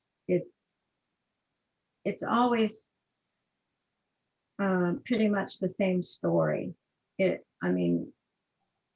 What you're doing on the way down, what you're doing on the way up. And I thought this time it was just time to look at that. And I think maybe that seed was planted in my last Venus return. Sofia and Mona Lisa's also, we were in France in the underworld, and the seed was planted that, it's not I don't know the if same. anybody can hear me. My screen. Oh, you're frozen. Yeah, I see that. I can hear you, but I can't, you're not moving.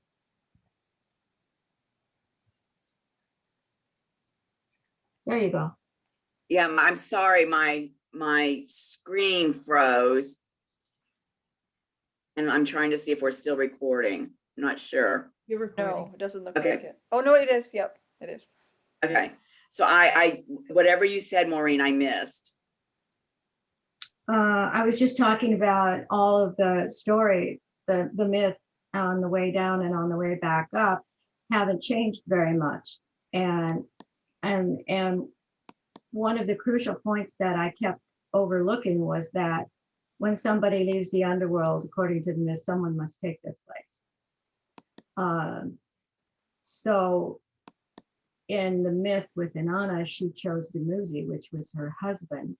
That's And right. Yeah, and she chose him to take her place in the underworld because she was angry with him because she didn't think he was properly mourning her journey and her inability to come back without help, and he didn't seem to care. So she made him the underworld replacement for her. That's the legend. But Sofia Mona Lisa is talking about replacing that with Osiris, who is, it is true, he is the Lord of the underworld. That's his, after he was killed and his pieces were spread all over the place. Isis and Horus, sometimes Horus is born after they put the pieces together. But anyway, when I read it, Horus was already born and they put the pieces together. And her sister also helped find all the pieces and put him together. And so after this was all done, Horus fought Set, who killed him. Horus fought Set, and once he had become victorious, he became the Lord above, and Osiris was able to then descend to be the Lord below. And that's the myth. But I think it's really interesting that the three of them are a very early Trinity. And it was felt that the Trinity from the church was based on or took meaning from the myth of Horus, Osiris, and Isis. But instead of the divine feminine, it was the Holy Ghost. And because they didn't want that part to be important, the divine feminine. And also another thing that came to me was the fact that Horus, he is the creative divine masculine, and this little message came to me. It is he who holds the seed. Now, what did they do to Jesus when they made him divine? They took away his ability to have seed, right? He was celibate. And that was a deviation from the myth. So it was real interesting to me to find these correlations. I'm not saying Jesus is a myth. I don't think he is, but it wouldn't bother me if he had children. I can't imagine why any man, a Jewish man at the time, would not feel that that was important. That was his tradition. They all had children. So They didn't typically claim them out of wedlock, though. They didn't usually admit that they had them when they weren't born in wedlock. So it would be hard to determine based on language used the actual behaviors of people. But I find it interesting because you get to procreation, which also gets to the sexuality of things. And we talked about why the emissaries were androgynous. And I think it's all linked. This is part of why the myths are important, because they speak to our human natures. And I want to bring back up, I want to actually bring one of the myths that I uncovered this past week, because it's relative to what Leela was saying in terms of on the back end of what do we do with myth and what role does it serve and talking about its evolution. So when we met, and there was a picture of Asmodeus, and you noticed, Maureen, that he was holding something, but it was missing. And in order for me to figure out what that was, which I went down a rabbit hole to find it. I was looking for what was in his hand. I wasn't as much looking for him as I was looking for what was missing in his hand. And what I found took me into the realm of lore that youthful young people, or people at least catering to the younger generations, have written stories in these storylines. And I went into the gamers world, and that's where I found the staff. And through correlation of a bunch of different things, that's where I had deduced that it had to do with radical truth. And that's why it was invisible and couldn't be seen. Well, this past week, I did more deep diving. I don't know how, but I ended up back looking for Asmodeus, and I found Jewish lore. He's in Jewish lore. I don't know why I didn't find this the first time, because he took Sarah, which happens to, by the way, be my Jewish name. My Hebrew name is Sarah. He took her as a bride. He was jealous. He killed 7 of her husbands. Seven, there's that number 7 again. He destroyed 7 husbands before she could consummate the marriage. So it was on the marital bed. It had to do with sex. It had to do with the consummation of the male and female. And Asmodeus destroyed that 7 times until Tobias, son of another Tobias, by the way, was a righteous pietist. It took piety, and it took the heart and the liver of a fish to break the spell. The heart and the liver. Well, the liver has a lot to do with diet, cholesterol, which you put into your body. We know what the heart's for. It took a well body and a well heart and a pietist background in order to overcome. Tobias was able to marry Sarah, and she came with lots of riches, apparently. That all those 7 were not able to, because they were unable. Okay, so that's Jewish lore. That's like ancient Jewish lore. And now there's no staff. There's no staff in the story of Asmodeus and Sarah. But there is in that picture. And now there is in the gamers world this whole new meaning. And it still gets back to radical truth. And I would not be surprised if that's what happened in the bedroom 7 times on that consummate night, that it had to do with truth, that it had to do with a heart and an unhealthy body, a weakened heart and an unhealthy body, these, the myths and the pieces. So evolution of the lore, but I still think it's all pointing to the same thing, but it's shedding it in a light that speaks to the current questions.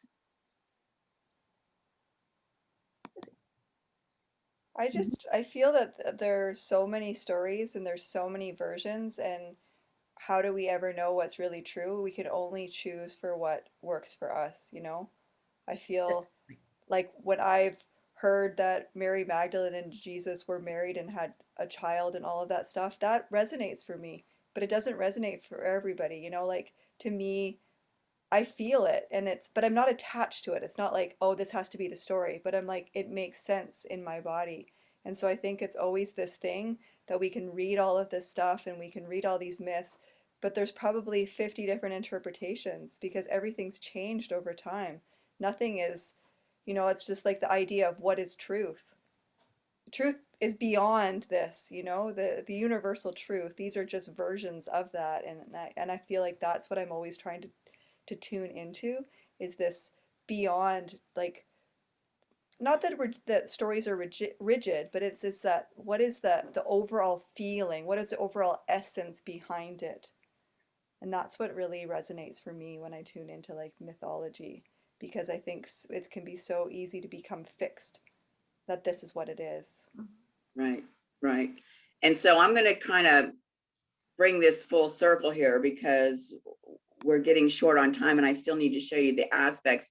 This has been a fabulous discussion, and it all comes back to the fact that for me, and to a certain extent for Maureen as well, in terms of our experience of the Inanna Underworld this time around, that it is different in terms of this entire synodic circle, synodic cycle. And this is what's been revealed to me. Doesn't mean it's your experience. Doesn't mean that you have to accept what I'm offering to you.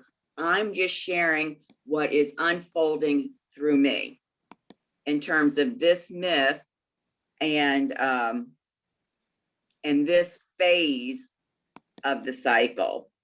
So let me bring my screen back up here, and we will go on then to very quickly talk about these aspects, showing you the chart. And of course, we dive much deeper into this when we do your personal session. But the first thing that I want to point out here, which I feel is so, so incredibly poignant, is that, and you'll see it on the chart, that here's the Venus Sun conjunction at 6, and very close to that is Isis,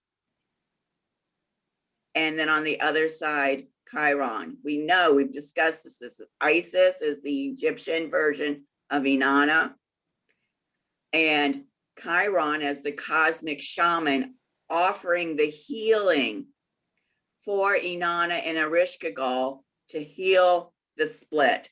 To me, that is just so poignant. And you can see right here how close they are to each other. So I would say they're within that 10-degree orb. We're talking about, you know, Venus being a faster moving planet, allowing us to reach into that 5 to 10-degree orb.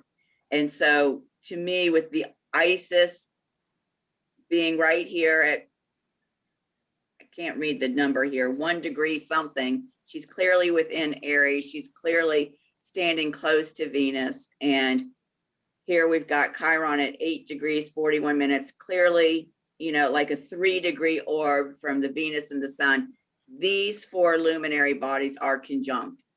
And I think that it's very poignant because it speaks to, in the sky, what is happening within this myth at this phase of the cycle.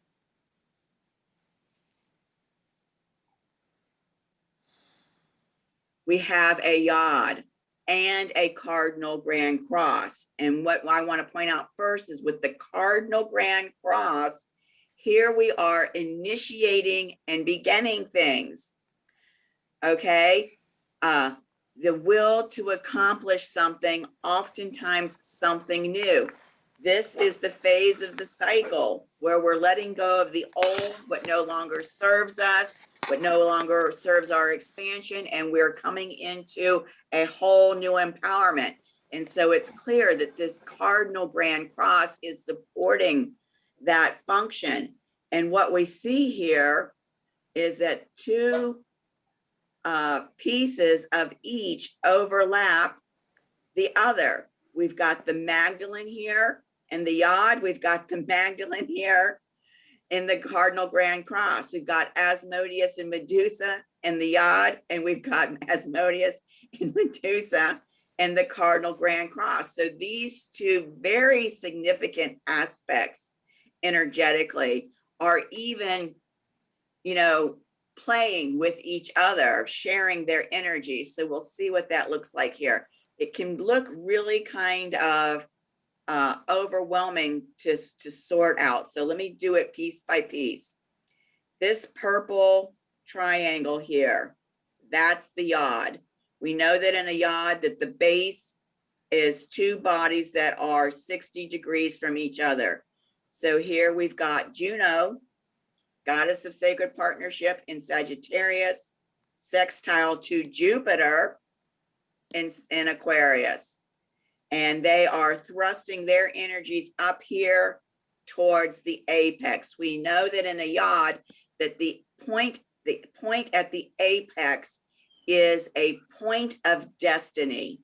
This is something that is a fated, evolving manifestation, a fated creation that is going to happen come hell or high water. It doesn't matter what's going on around in terms of any discord or resistance, this is going to happen.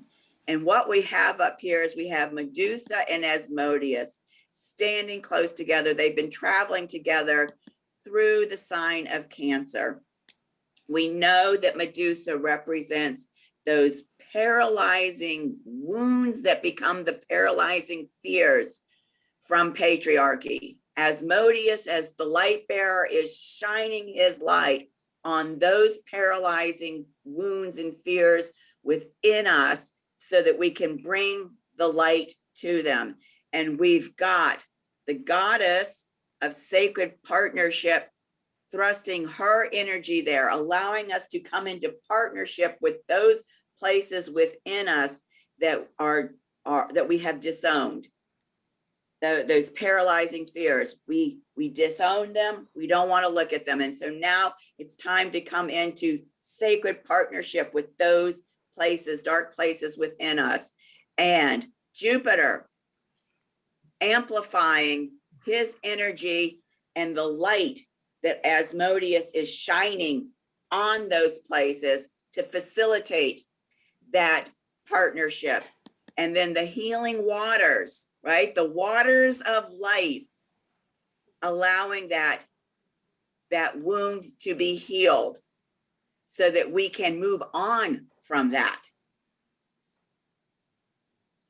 And what we see here in this yod, that this point of the base, Jupiter, is being supported by its trine to Magdalene in Libra. And that the apex is getting a further infusion of energy from its trine to Neptune and Pisces. So there's a lot of dynamism, potent dynamism going on just with the yod itself. And so we can see that with this yod, this apex is one point of this cardinal grand cross standing across from Pluto. And then here's the other axis of the grand cross. And isn't it interesting that this trine between Jupiter and Magdalene is the other point of that grand cross? So here we see them infusing each other. And remember what I said about the whole pinball effect, right? You hit this ball and it lights it up, and then it hits another thing and it lights it up, and then it lights that up and it lights that up. So anytime, any point on these 1, 2, 3, 4, 5, 6 areas in the sky gets binged, right, by the pinball machine or whatever, it's lighting all of it up. The Grand Cardinal and the yod, it's getting all lit up simultaneously. Bing, bing, bing, bing, bing, bing, bing. So all of those energies from both aspects are feeding into and further supporting each one individually with the intention of their creation. And then we have Isis again. She's up here, squaring Ishion, trining the moon, and Ishion is trining Yeshua. So we've got a lot going on here with this Isis square Ishion. You know, she is having that opportunity for Inanna to have that breakthrough for her and Erishkigal to heal that split, the unforgivable wound, the unforgivable sin, an opportunity to break through and heal it. Isis trying the moon, the divine mother aspect of the sacred feminine, pouring in her healing waters, right? The waters of life. And who's helping here with this healing of the unforgivable wound? The sacred masculine as Yeshua, the embodiment of Christ consciousness, that unconditional love that can heal all wounds. This is huge. So we see that here. Forgot to, no, I didn't. Okay. So here's the moon flowing in trine. How did this work? I think I put my lines in the wrong space. Let me see. Isis trine the moon. Yes.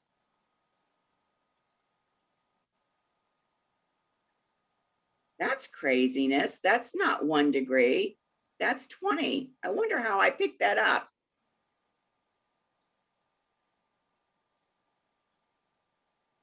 I'm not sure. I'll have to go back and fix that. From my notes, when I was looking at the chart, that's what I saw.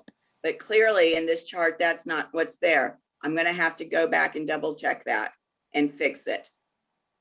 Nevertheless, we do see Isis here squared to Ishion, and we do see Ishion trined to Yeshua.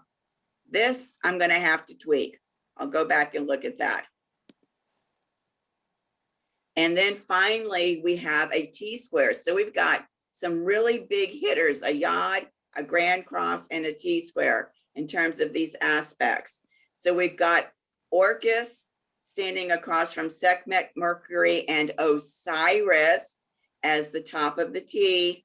And they are flowing their energy to this point at the bottom of the T, Mars and North Node, speaking again to the fact that the sacred masculine at this destined point in evolution is assisting with this healing between Inanna and Ereshkigal. Orcus being involved, a sacred vow for the sacred masculine to participate in this healing. And then we've got at the bottom of the T-square, this Mars and North Node trining to Saturnia, because we know that the planet Saturn is the cosmic gatekeeper. Nothing can be manifest on this planet unless it comes through the cosmic gatekeeper, which is the role that Saturnia plays.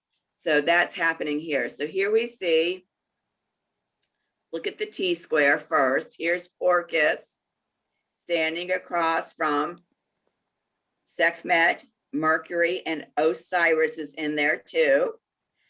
And they are raising and blending their energies and focusing them towards here, the sacred masculine Mars in the North Node. And that is being supported by Saturn over here in Aquarius. So these are the major aspects that are taking place at that time. And as I said, we'll go through that much more deeply in your own personal sessions. So is everybody able to see those on the chart to discern one from the other as I pointed them out to you? Yes. Okay, great. All right. Now, so looking at the shamanic medicine then, what we see here, again, the cosmic shaman, Chiron, very much a part of this resurrection activation. And so Chiron's medicine in Aries is all about self-love and personal identity. And so we talked about the unconditional love of Yeshua that's coming in to support this. We've got this Aries self-love. Love is what heals the wounds. And when the split between Inanna and Ereshkigal is healed, totally transforming their personal identities and how they can know themselves, relate to each other. So that's the shamanic medicine. All right, this is the cosmic dance. The next big event on here, we don't need to look at until June, but I'm just keeping this in here for your reference. We had that first of the 3 Saturn square Uranus events last month. The next one will be in June. and our Vision Quest opportunity. So what I would love for you guys, Gaias, to do is use some of the keywords around Isis, Venus, Sun, and Chiron to determine how this shamanic medicine of Aries, right? That shamanic medicine of self-love has healed any schisms, any fractures, any splits within yourself. And then if you choose to do that, I would love for you to share them in the group session. So this is when our next support group is, March 20th. And this is when the April classes will be. We'll still be in the Inanna Underworld in April. We'll be moving on to the 5th labor, the sacred masculine. And then your final opportunity here to ask for any, clarification around anything at all that may have popped into your mind through any of this discussion. I have a question. Yay!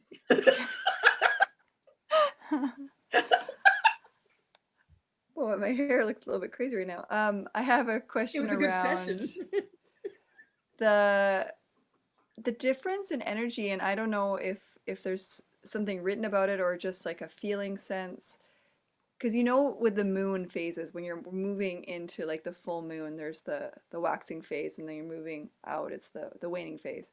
So as we were moving into this Venus Sun conjunction, the energy moving in and the energy moving out, I don't know if from your experience or just I'm gonna definitely tune into myself, but just how are those two phases different? Well, first of all, let me thank you for bringing our awareness heightening to that phenomenon, because while nobody has ever pointed that out to me, it makes absolute sense to me. So having said that, I'll turn the podium over to Maureen, because she's been doing this 8 times consciously. Right. Did you ever experience that shift?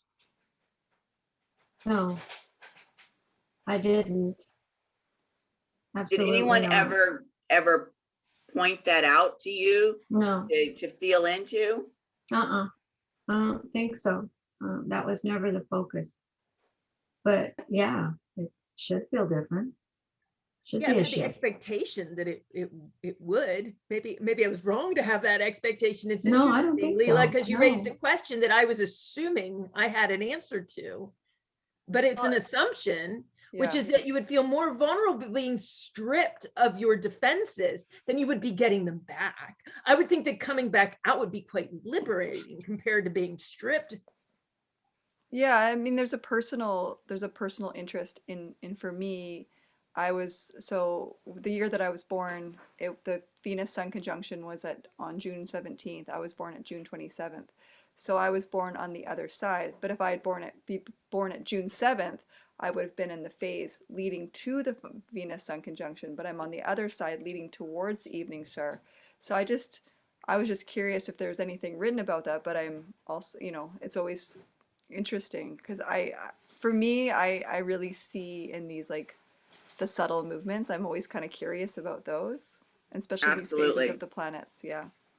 So Leela, let me say, if there is anything written, I'm not aware of it because it never occurred to me to look for it. So if you find something and can share it with us, that would be fabulous. Okay. The Cool. other thing is, you're absolutely right. I know, I can feel it with a certainty that you're absolutely right, because what's happening prior to Venus conjunction to the sun is that Venus is being burned up Yes. by the sun. Yes. And then when the Venus conjunction happens and it's being, and Inanna is resurrection, then Venus is being fueled by the sun. So it's a totally different dynamic. And I thank you from the bottom of my heart for you to bring our focus and attention to that awareness. Yeah, that's really good. You know, my personal descent is always, that's where I was born, at the very beginning of the descent. And so I always feel the loss of the crown. That's where I was born. And then when we begin to ascend, you have to be accompanied by demons. They have to accompany you for some reason. But so we're always trying to identify the demons that show up at each gate, at each chakra, that would block our, that would get in the way of the full manifestation of recovering that garment or that item or whatever, you know, that there would be something in your way, and you need to identify that. Challenges. Yes, There will be challenges. challenges. Absolutely, on the ascent. So I've always felt that the ascent was challenging in that way. You always are accompanied by demons, you know, that try to tell you there's something wrong and you're not getting it, or you are challenged by something that you just can't quite get your finger on. And they do identify. We've always had a part of the lesson where we identified what kinds of demons you might find at this point and at that point and all the way up. So you think about where your challenges are, and that's how it's been done before. It's the last opportunity to shed light before you make it out. Yes. Back to your business before we go through the cycle again. How much time is Yes. in between cycles? There's how much is that metamorphic underworld? The metamorphic underworld is shorter than the Inanna Underworld. Typically, what are we looking about? 5 to 6 weeks? Is that what we're looking at? Yeah, As opposed to 40-ish days. Excuse me? I think 40-ish days is the metamorphic. As opposed to 60 to 90 days, Yeah. 2 to 3 months, right? But the trials to get there and back are much longer. I don't understand. I'm sorry, I'm not understanding. Mars's journey is longer, but if the time the metamorphic underworld is shorter than Inanna's experience, then that means that the challenges to and from are longer. Well, let me pause you there and say that the Venus Synodic Cycle is completely separate from the Mars Synodic Cycle. And the Venus Synodic Cycle is a 19-month journey, and the Mars cycle is a 24-month cycle. So just want to separate all of that out. But the metamorphic underworld, that's Mars's, correct? Or that might be where I'm mistaken. That's Venus. That's where I'm mistaking it. No. Okay. Mars does have an underworld period, but the metamorphic underworld is the 4th phase of the Venus cycle. So you have the descent and the Inanna underworld experience. You have the ascent as the 3rd phase and the metamorphic underworld, which is the 4th. And in the metamorphic underworld, what's happening is that the meta goddess, which right now is Gemini, gets transformed into the next meta goddess, which will be Capricorn. And that seed point for the transformation from the Gemini meta goddess to the Capricorn meta goddess is when the Venus Sun conjunction takes place in the metamorphic underworld. Oh, and that Venus is still close to the sun. That's why she can't be seen, correct? Right. The underworld is when Venus is retrograding and she's very, very close to the sun. It's also the 10-degree orb on either side. So it's the same for the metamorphic underworld. Right. When you get within that close. 10-degree orb. Yeah. Okay. Got it. Thank you. Yeah. Thanks. I'm glad we clarified that. Yeah, me too. And is it longer because during the underworld phase because it's going direct? So it's going from 10 degrees. I'm just curious, like, because it's how that phase is so short with the Venus Right. Sun. but this one being, you know, we're going from minus 10 degrees to 0 to plus 10 degrees. So it's like basically a 20-degree orb. It's probably distance Right. from the sun. It probably has to do with distance, not just It just- around, but distance maybe. Well, what I do know is that when she starts the ascent journey or when she shifts from, because right now we've just completed the morning star journey. When she's in the descent, that's the morning star journey. When she does the ascent, that's the evening star journey. Mhm. And I know that when she starts the evening star journey for a while, I believe, and I'd have to go back and confirm all of this, she's still in retrograde before she goes through that first gate. But I'll have to go back and look at the details of all of that. But it has to do with visibility from Earth. Exactly. So that's why I'm Yeah. thinking, you know, distance may have something to do with the perception of how quickly Right. And it that's why passes through. It's a vision, it's visibility from Right. Earth. right. And that's why that 10-degree orb is the signal, because at that point she's so close to the sun that you can no longer see her. So I'll you know, try to find that information and send it to you. Our distance from Venus, maybe not her distance from the sun, but our distance. Well, and there's a lot of technical Yeah. stuff that you know, Yeah. I will flat out own. I am not a techie when it comes to the astrological stuff. I'm just not. So it has to do with how far out Venus goes behind the sun, and then she comes back from there's all kinds of technical stuff about that. And I just don't keep it in my head. When somebody explains it to me, I get it, but it's not not my necessary. interest, and I It's not don't keep it necessary in my for your head. purposes. Yeah.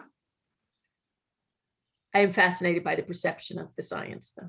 Yeah, it's real interesting. You can always see a chart of it on what is that site? Space and telescope. The I Hubble, don't know. the Hubble.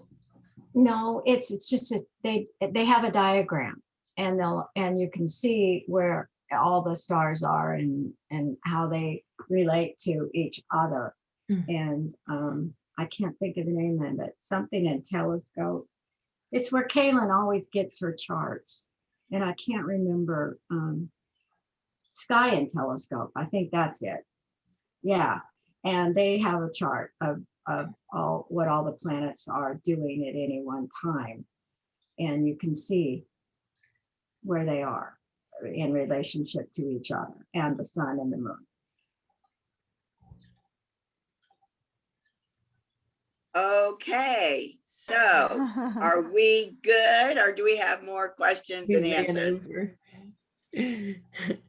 Okay, so this has been a lot of information to take in. And I'm so delighted to be able to, as Carrie so poignantly put it, support each other and to have your support in this Inanna Underworld phase. Oh, and there was something I wanted to mention, that when we were in France during the Inanna Underworld phase, Maureen got that message when we were in Saint-Marie de la Mer about footing. Mm. And it just seems really poignant in terms of being in this Inanna Underworld phase, that it may possibly for each of us show up differently, but in terms of recalibrating our footing during this phase.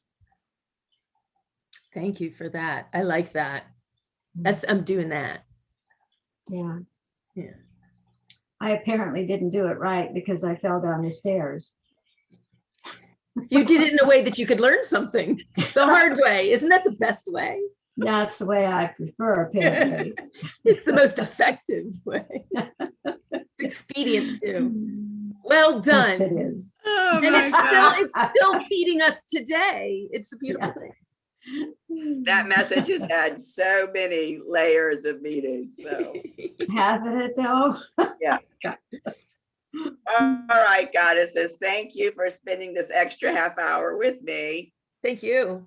And Thank you very much. and I will see everybody at the group session. And if you have anything come up that you need clarification on, don't hesitate to email me or text me. Thank Okay. you. All right. Thank you very much. Thank you, Bye, everybody. everybody. Bye-bye. Bye.